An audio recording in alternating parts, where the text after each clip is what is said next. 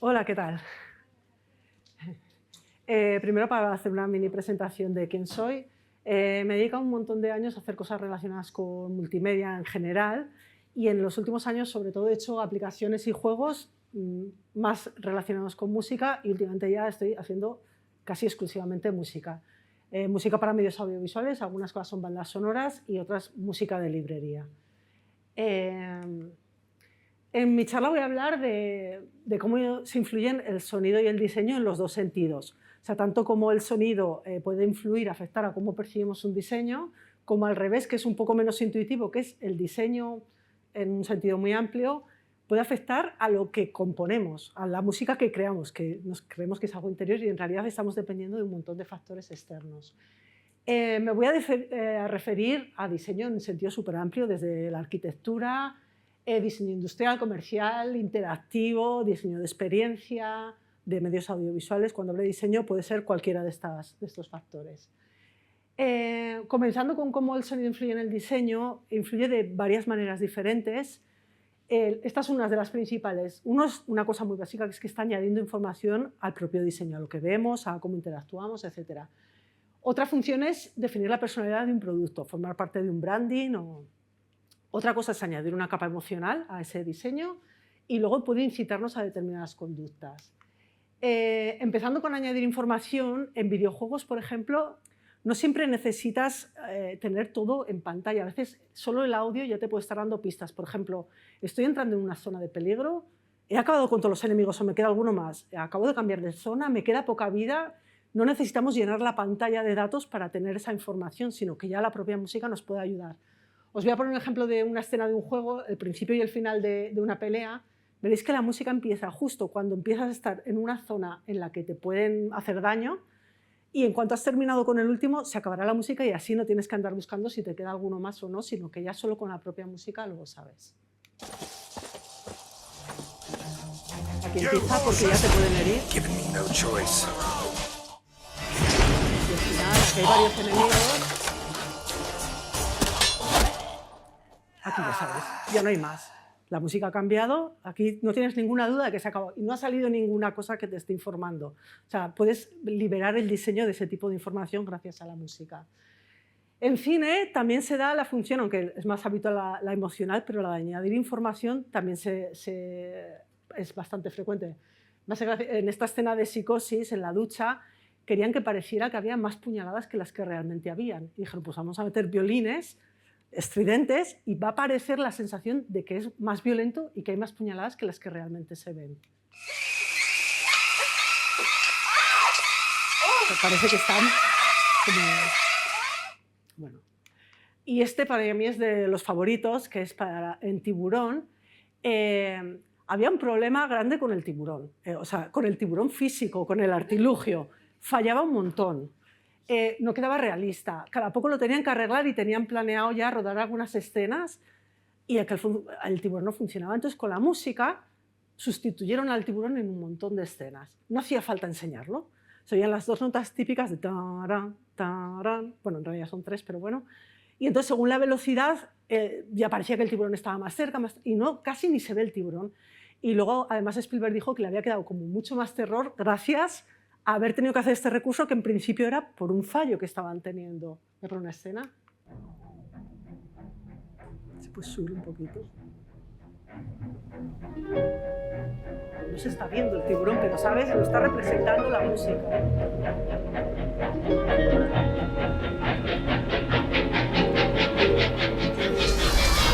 En un momento y no ha hecho falta verse el tiburón.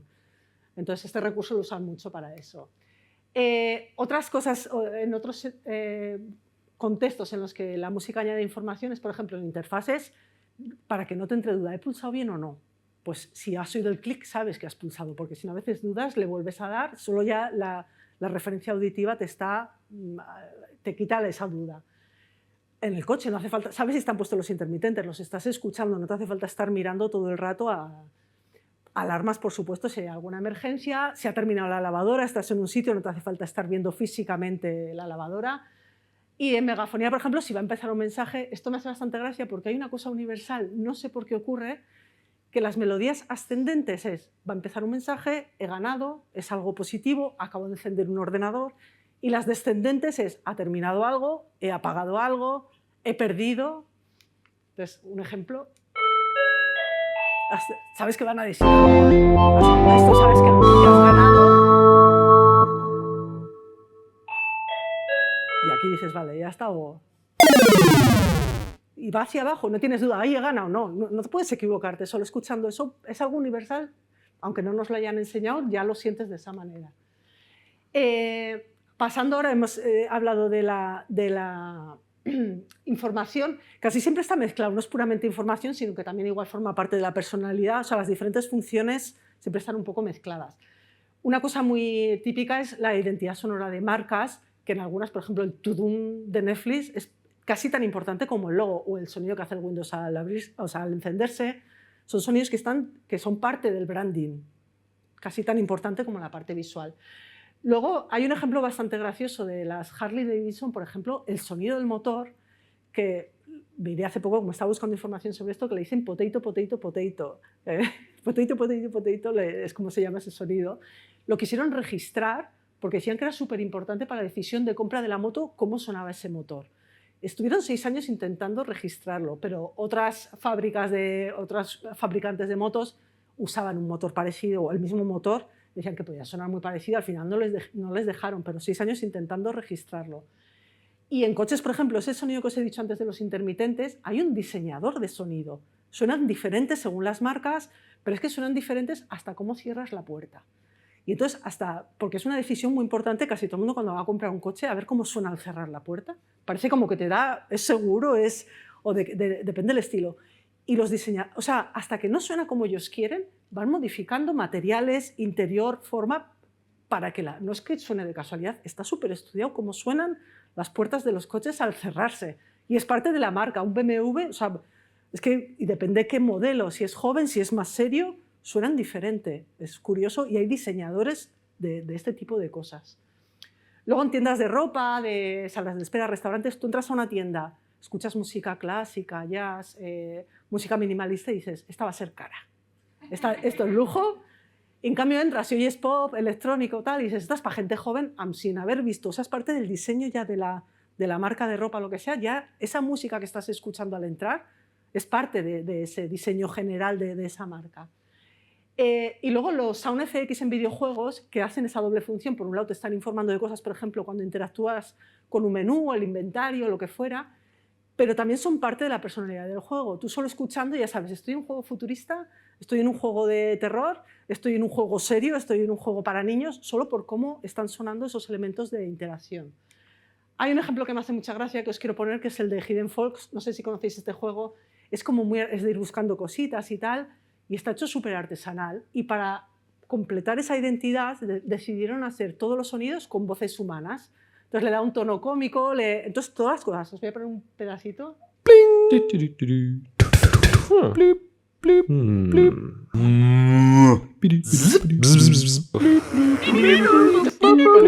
Están los logos, o sea, es súper divertido y encaja, es parte de la personalidad totalmente, la parte del audio de ese juego. Ahora, siguiendo con videojuegos, ya paso a otra función que tiene la música, esa era la de la personalidad, y esta es la capa emocional que te puede añadir la música.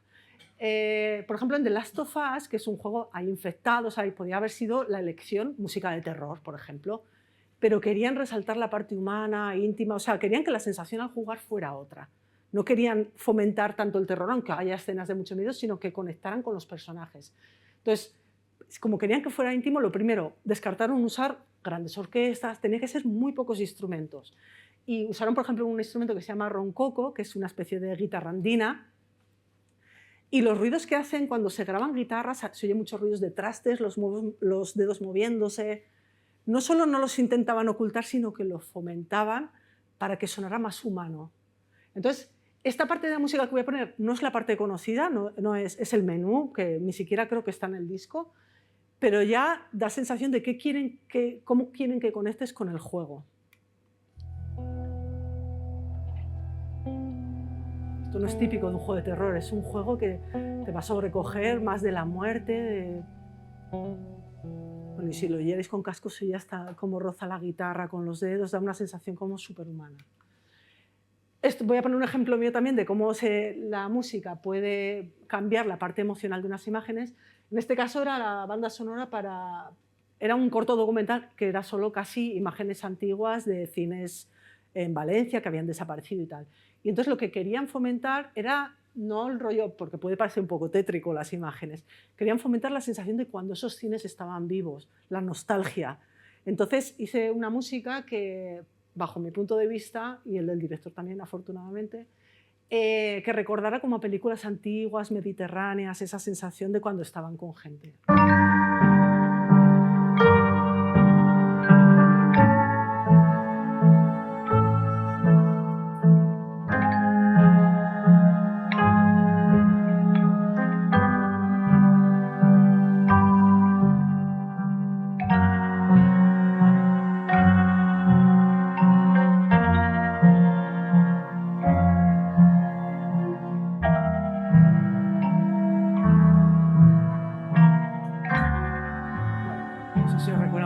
Sensación de películas.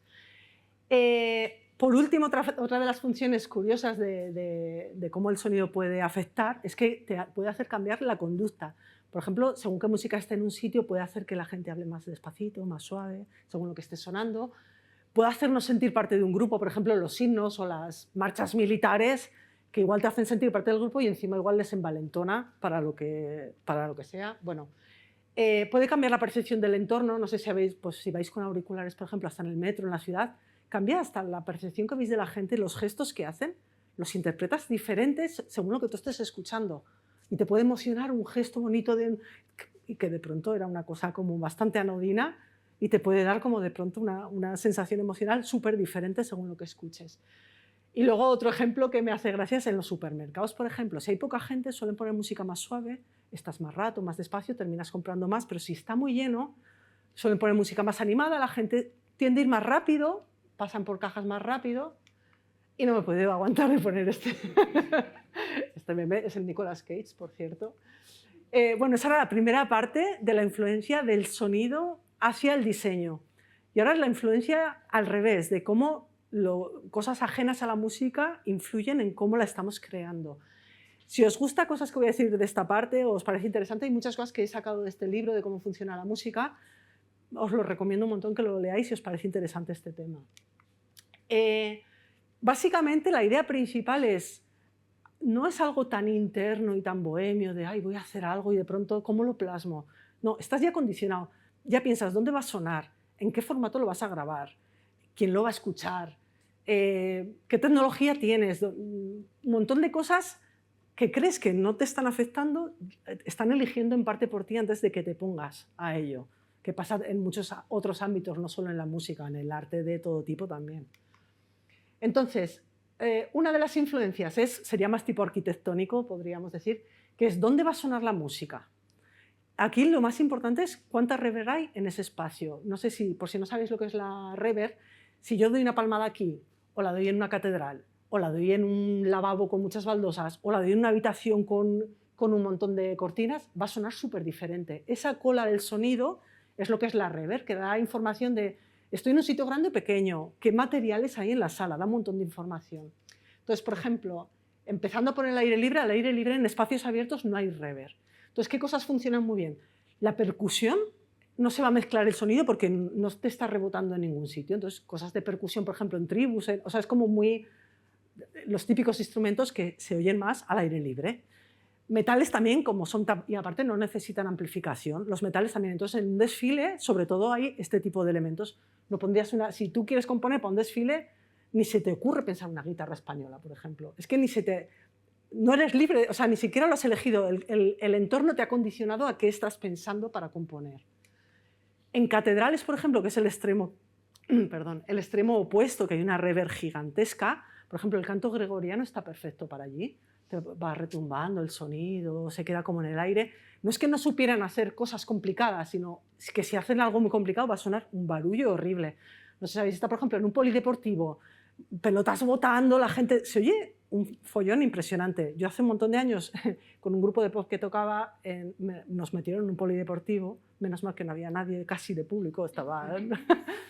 O sea, no podías casi tocar porque te oías como después. No sé si os ha pasado cuando habláis por teléfono, por ejemplo, que a veces pasa que te oyes después, que no puedes casi ni hablar normal, no puedes tener una conversación normal.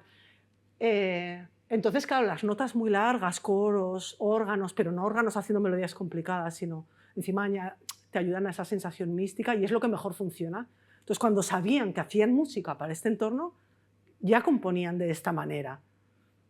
Le salía este tipo de cosas porque iban a funcionar. Nunca verás una percusión en una catedral. Entonces, he puesto un ejemplo, cómo sonaría una percusión casi sin reverb. Y si esto empieza a sonar un barullo, por eso nunca vas a oír una música de percusión en ese entorno. Los puffs, que tienen un reverb tirando a poca, y amplificación, ahí funciona súper bien, pues tipo jazz, tipo rock, la percusión no hay problema porque no te rebota, al haber muchos materiales diferentes es difícil que rebote tanto, rebota algo, no queda muy seco pero no rebota tanto.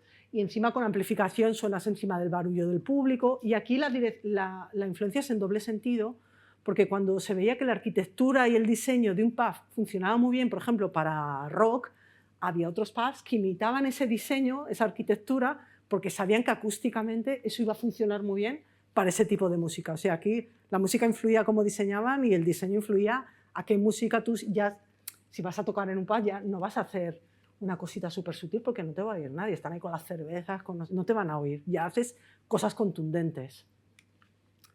Las discotecas, que tienen una reverb súper baja, aquí de lo más importante es las frecuencias graves, que tienen unos sistemas de sonido tan bestias que los sientes, no solo las oyes, sino que te retumban en el cuerpo.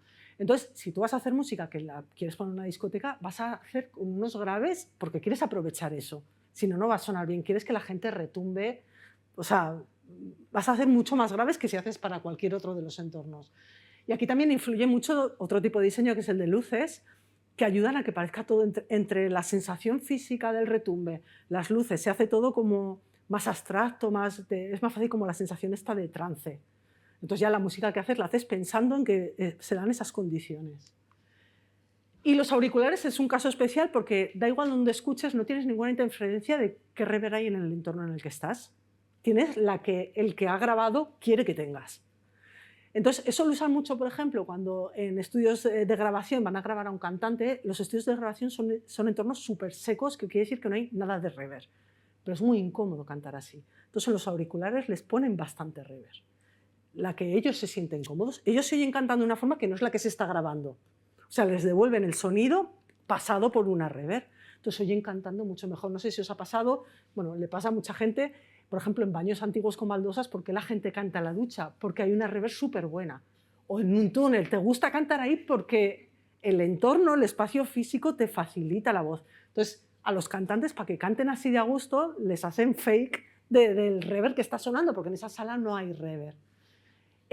Cuando piensas que tu música se va a escuchar sobre todo en auriculares o en entornos con reverb controlado, puedes meter un montón de detalles porque te van a oír, no se van a mezclar, puedes meter toda la percusión que quieras porque no se va a mezclar. Entonces ya haces también música con ese tipo de libertad. Pero el volumen, ¿qué pasa con el volumen? Que si es muy sutil en una parte y en otra parte sube mucho, te puede hacer hasta daño.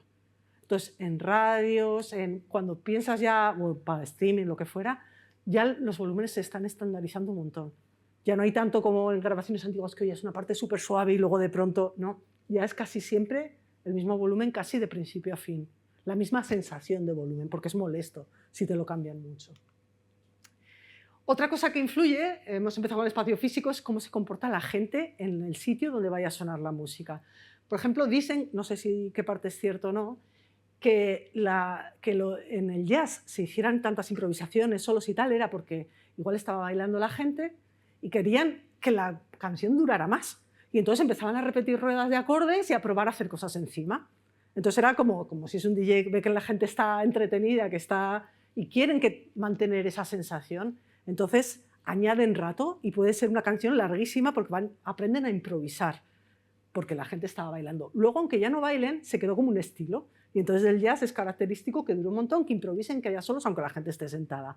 Pero en principio se supone que empezó por una razón práctica, de vamos a mantener a esta gente, está aquí pidiéndonos más, están bailando a gusto, no les vamos a cortar el rollo. Y luego, una cosa curiosa que he aprendido, que esto no lo sabía yo hasta hacer esta charla, que es que hasta 1900, más o menos, en los auditorios la gente comía, hablaba, pues era como un pub. Y entonces las canciones no podían ser muy sutiles, no les iban a oír tampoco. Entonces, a partir de que empezó a ser norma estar callados, en silencio, sentarse, empezaron a poder hacer los compositores músicas más complejas, mucha más variedad de dinámicas, porque les iban a escuchar, y se empezó a componer diferente, porque la gente sabían que iba a estar callada escuchando y se podían permitir hacer otro tipo de música que antes ni lo habían pensado. Otros factores importantes, esto yo creo que podría entrar como dentro de diseño industrial o algo así, es en qué soporte se va a grabar, que esto es súper curioso. Por ejemplo, empezaron a finales del 19, principios del 20, los cilindros de cera, antes que los vinilos, que se grababan así con una trompa y entonces según cantaban se hacían surcos. ¿Qué pasaba? Que si había algo muy grave o muy fuerte, el surco era tan grande que la aguja saltaba. No podían grabar muy graves, ya directamente los descartaban. Entonces, ¿qué hacían? Se ponían los músicos súper atrás, los de la batería, por ejemplo, la tapaban con trapos, las cajas para que sonara más amortiguado. Con trabajos a veces los cambiaban por tubas, que era como un sonido menos punzante, por decir de alguna forma, más redondo, y se ponían más lejos y sonaban muy poquito. ¿Qué pasa? Que luego otra gente escuchaba eso y pensaba que no era por la limitación del formato, sino que era así como tenía que sonar.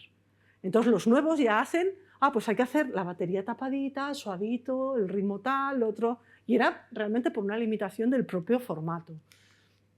Luego vinieron los discos de goma laca y los vinilos, que es bastante parecido en realidad. Casi en la primera mitad del siglo XX eran los discos de 78, los discos de goma laca, que cabía más o menos 3 y pico, 4 minutos por cara, que casualmente ahora es cuánto dura una canción. ¿Pero por qué dura eso? Porque era lo que podían grabar estos discos. Y durante 50 años escuchábamos canciones de 3 minutos y pico. Entonces se ha convertido como el estándar, pero no es que fuera estándar. Y en jazz, por ejemplo, en vez de hacer las improvisaciones, las tenían que componer para que les entraran los 3 minutos, y se convirtió un poco en estándar, como si es algo natural. Y no era algo natural, era algo realmente provocado por las limitaciones de los formatos. Y cuando llegaron los LPs de 33, esa limitación del tiempo, de pronto eran ya 20 minutos por cara, y empezaron a hacer LPs temáticos, que eso no había existido hasta entonces. Pues voy a hacer un disco que tenga cierta coherencia, como un musical de Broadway, por ejemplo, que tiene... Eso no existía antes porque no existía ese formato. Y entonces empezaron a ponerse de moda pues, las canciones navideñas de Frank Sinatra, las canciones para amantes de tal, y de pronto hacían un montón de canciones similares entre sí para adaptarse a que existía ese formato y las discográficas les salía más rentable porque había más canciones, más gente que lo compraba, y entonces fomentaron que se empezaran a hacer álbumes temáticos, que antes tampoco tenía sentido. Luego vino el cassette. El cassette, una de las cosas fundamentales de cambio que fue, es que uno mismo se podía grabar. ¿Qué pasó con esto? Que había estilos, por ejemplo, el punk, que las discográficas decían, ¿esto qué cojones es? Perdón. Yo esto no lo voy a publicar. Entonces ellos se grababan a sí mismos y los vendían en conciertos, los enviaban por correo y se empezaron a hacer famosos. ¿Qué pasa? En todas las discográficas, oye, pues igual esto no está mal, vamos a apostar por ello. ¿Pero por qué? Porque ellos mismos, o sea, eras más independiente y gente que no hubiera llegado a nada, de pronto se daba a conocer y al final las discográficas tenían que aceptar que eso iba a tener cierta relevancia. Entonces había estilos enteros que surgieron gracias a que apareció el cassette. Los CDs, hay una historia que no sé si es cierta o no, que es que duran 74 minutos porque era lo que duraba la 9ª sinfonía de Beethoven, que le encantaba al presidente de Sony. Entonces dijeron, vamos a hacer, porque Philips quería un poco más pequeñitos, tal, no, 74 minutos, que había una edición, bueno.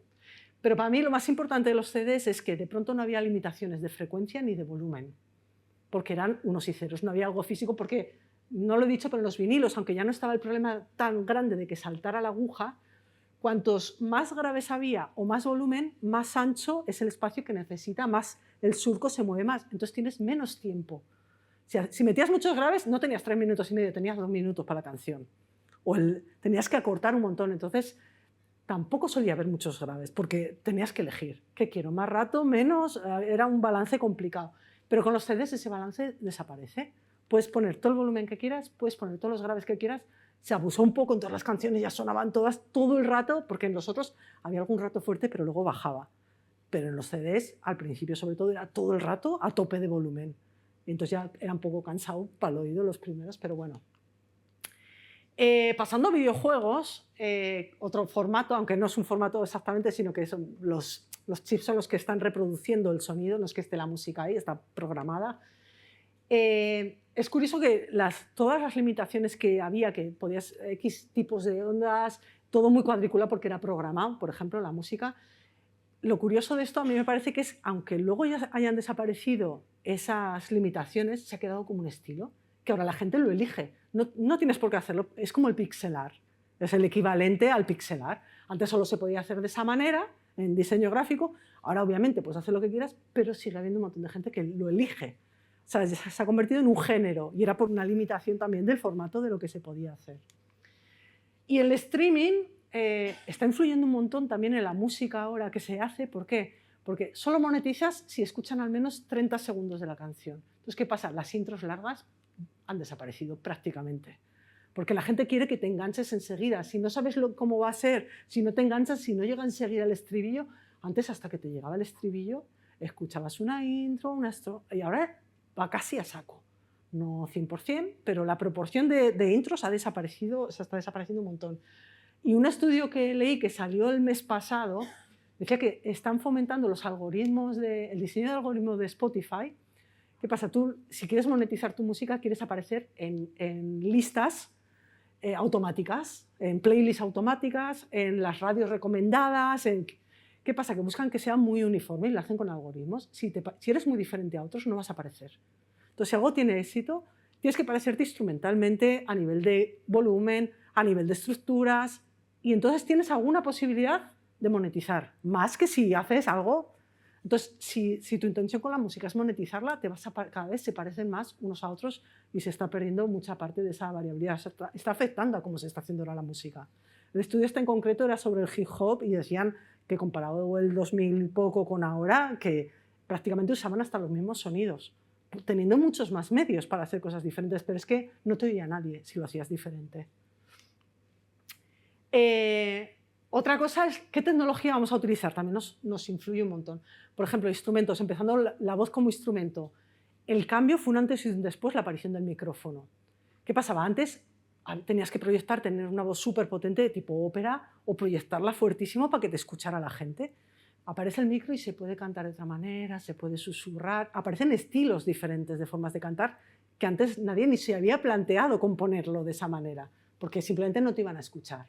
O la guitarra eléctrica, pues cuando aparece eléctrica ya se empieza a incorporar a bandas de jazz, por ejemplo, que al principio no estaba, hasta que no apareció eléctrica. ¿Por qué? Porque no se iba a oír en un bar, por ejemplo. O si compones por ejemplo, si tienes que componer para una orquesta sinfónica, tienes que conocer el diseño cómo están diseñados los instrumentos y qué pueden hacer y qué no, y qué es fácil que toquen y qué es difícil. Tienes que saber cómo funcionan, porque siempre lo puedes luego como adaptar, pero es muy diferente si ya lo has hecho pensando en algo. En mi caso, por ejemplo, si yo empiezo un tema y estoy con piano, me va a salir una canción que no tiene que ver, que si empiezo con un sinte oscuro, con efectos. Es que eso no es que empieza con piano, ay no, pero este sonido me iría mejor. No, es que me ha salido otra canción. No tiene que ver. O la que estoy empezando con según qué tipo de sonidos, nunca se va a parecer a la otra. O sea, el sonido, te crees que estás tú componiendo lo que te surge y no, el sonido te está casi dictando hacia dónde tienes que componer en realidad. Y esto que mezcla un poco ya con la parte de software, porque hay muchos instrumentos que son tipo software, depende un montón de qué opciones, qué parámetros puedes modificar a mano, que esto es parte del diseño gráfico. ¿Puedo modificar fácil la reverb? ¿Puedo modificar fácil lo que sea, el delay, el tal? Si lo tengo muy fácil y lo veo como que está seguramente lo modifique y seguramente termine haciendo una canción diferente que si ese sonido hubiera estado diseñado visualmente de otra manera. Termino usando realmente lo que tengo a mano. Entonces, aquí el diseño tiene un papel súper importante en qué terminamos haciendo. Y luego de software también, en qué ¿qué entorno usas para grabación y producción? Están hechos que lo fácil es estar cuadriculado. Antes había, pues, siempre el ritmo va a ser exacto. ¿Por qué? Porque tú lo ves en tu programa, todo como en partes así, las puedes mover fácil. Si te sales de la cuadrícula básica, te puedes salir, pero cuesta más esfuerzo y la inercia, aunque no lo hagas consciente, es encajar en lo que ya está, encajar en ese software. Y lo más fácil es hacerlo, por ejemplo, súper cuadriculado. Otra cosa que ha hecho el software, por ejemplo, el MIDI, no sé si sabéis lo que es, tú puedes hasta pintar las notas, casi no hace falta ni, y te dice, o las puedes escribir, las puedes tocar también, pero bueno, y te dice qué nota has tocado, con qué fuerza, cuánto dura, un montón de datos. Entonces, tú, aun sin saber tocar, antes tenías que, si estás componiendo algo mínimo, tener una pequeña noción. Ahora casi con dibujar tal y pruebas, ay, esta no me ha gustado, la muevo, puedes hacer cosas que puedes imaginarte el componer cosas que eres incapaz de tocar en directo. O hay una parte súper complicada, te lo pones súper despacio, metes cada notita con la calma, la tocas despacito. O sea, puedes hacer un montón de cosas que antes tampoco ni te hubieras planteado componer porque no ibas a poder grabarlo en un estudio, pero ahora sí puedes, haciendo trampas un poco. Y ahora hay una cosa muy graciosa, hablando de cuadriculado, todo, que es, hay una opción, sobre todo ahora que han aparecido las IAs, que es mucho de todo más cuadriculado todavía. Casi todos estos softwares tienen una función que se llama humanizar, que es eso que has grabado, que suena tan estándar, humanízamelo al 80%, o le pones además la proporción, y entonces vale, no lo has tocado aquí perfecto, lo has tocado un poco más tarde, o está un poco más fuerte, está un poco más suave, y según la proporción que le pones, te lo hace como más imperfecto o menos. Y hay que humanizar siempre, porque si no, o sea, y más ahora con el tema de IAs, que es curioso que ya lo puedes hacer tan bien que luego lo tienes que volver a convertir a humano, por decirlo de alguna forma. Y la cosa más, ya voy a terminar, la cosa más extrema de cómo el software influye, bueno, no sé si la más extrema, cómo el software influye en cómo compones es la gente que usa loopers. Un looper, no sé, para los que no sepáis lo que es tú tocas algo, grabas algo, entonces eso se queda grabado, se repite y tú puedes tocar otra cosa encima.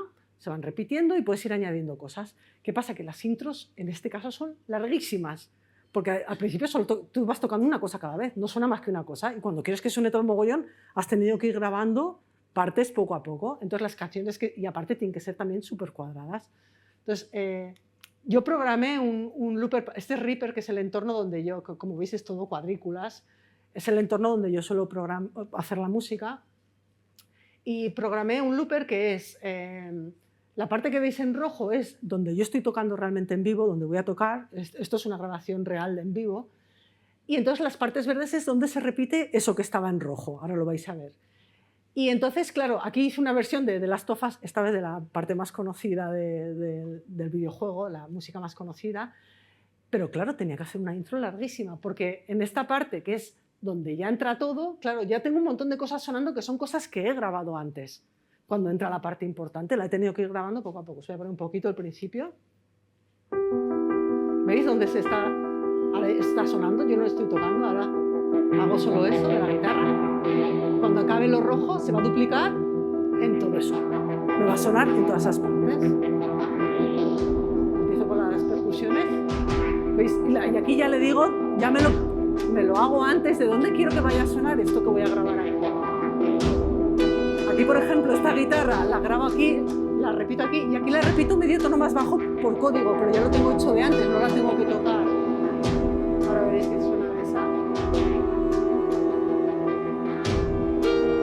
Pero en realidad es la misma nota, solo que la he programado para que cuando llegue esa parte, y aquí cuando entro a lo principal, lo más conocido, ya está sonando un montón de cosas y no tengo que tocarlas porque las he tocado antes. Para que os hagáis una idea de cómo funciona el looper y por qué esas intros son tan largas normalmente. Bueno, creo que ya está. Y quería hablar por último el papel de los productores y técnicos de grabación, que ahora hay gente que va simplemente con una idea o con pocas cosas y tiene un papel súper importante en decisión de cómo termina sonando al final algo. Y os voy a enseñar, por ejemplo, por qué alguna canción suena como suena de bien al final.